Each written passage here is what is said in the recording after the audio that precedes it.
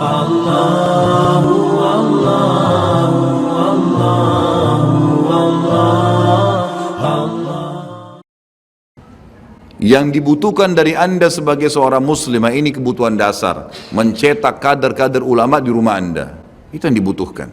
Buat anak-anak Anda hafal Al-Quran, belum menikah, cari orang saleh. Gitu. Saya bukan membatasi ya. Dalam Islam boleh seorang muslim dan muslimah berprestasi dalam pendidikan, nggak ada larangan masalah itu. Gitu. Tetapi Aisyah radhiyallahu anha dan istri-istri Nabi yang lain, mereka sangat banyak menghafal hadis-hadis Nabi. Mereka jadi ulamanya para sahabat, tidak ada batasan dalam menuntut ilmu. Tetapi dilihat maslahat dan mudaratnya. Gitu kan? Ada hal-hal dasar yang harus kita dahulukan. Ada namanya aulawiyat, hal-hal yang harus didahulukan, dan ada orangnya, ada sesuatu yang cuman tambahan, ya. Tambahan-tambahan saja itu tidak perlu dikejar. Terutama masalah akhwat, tolong digarisbawahi, ada tugas-tugas utama Anda yang jauh lebih mulia. Nabi SAW menekankan untuk berumah tangga. Kata Nabi SAW, wanita manapun yang sholat 5 waktu, tidak disebutkan sunnahnya.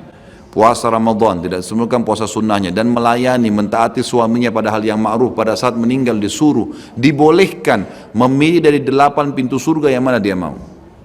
Pintu ke-8 itu, tidak ke 100 namanya Firdaus. Laki-laki harus 4 golongan. Nabi-nabi, syuhada, siddiq, dan orang saleh.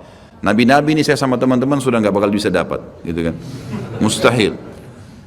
Orang-orang syuhada harus hadir di medan perang, dibacot sama musuh, dibunuh, bisa hancur badannya. Ini juga butuh keberanian. Siddiq, dari sekian banyak sahabat yang dapat julukan Siddiq berapa orang? Abu Bakar radhiyallahu anhu. Semua insya Allah bisa derajat Siddiq, tapi dapat gelar predikat ini cuma 1 orang. Tinggal orang soleh. Orang soleh ini semua yang perintahkan dikerjakan, semua yang dilarang tinggalkan. Ini masih terbuka peluang ini, gitu kan? Tapi wanita subhanallah berumah tangga, jaga sholat 5 waktu gak disebutin sunnah, puasa Ramadan gak disebutkan puasa sunnahnya, dan melayani suaminya. Ini berarti target utama. Meninggal boleh pilih dari 8 pintu yang mana dia mau masuk. Lalu kira-kira wahai ukhti muslimah, apa yang lebih kamu kejar daripada ini coba? Nah, prestasi ijazah, nah, uang yang akan memenuhi tabungan, pujian orang yang hanya sepanjang lidahnya, la ilaha illallah. Ini harus difahamin masalah ini.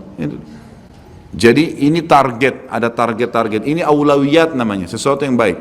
Berapa banyak ulama yang lahir di tangan seorang ibu yang solehah, gitu kan? Gitu kan? Lahirnya Isa alaihissalam seorang nabi dari seorang Maryam, Maryam yang tidak pernah keluar rumahnya kecuali dalam keadaan darurat.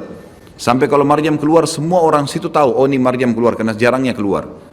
Dan saking tidak pernah keluar, hafal Taurat, baca selalu, sampai di mihrabnya datang makanan dari langit. Ya seperti itu, gitu kan? Kalau keluar malah terjadi banyak fitnah, banyak ini, banyak itu, maka harus pikir mana aulawiyat. Jangan pernah anggap remeh itu ngurus rumah, ngurus suami, ngurus anak, berarti itu hal yang kecil. Oh tidak dipuji di masyarakat, tidak usah pusing dengan perkataan manusia. Yang penting Tuhanmu, bagaimana Allah subhanahu wa ta'ala, itu yang penting. Dan pada saat meninggal tidak ada lagi, teman-teman itu akan ikut.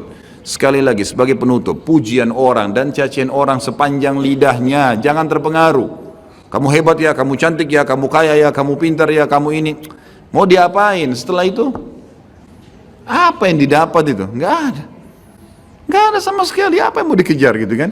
Itu cuma kemasan dunia saja.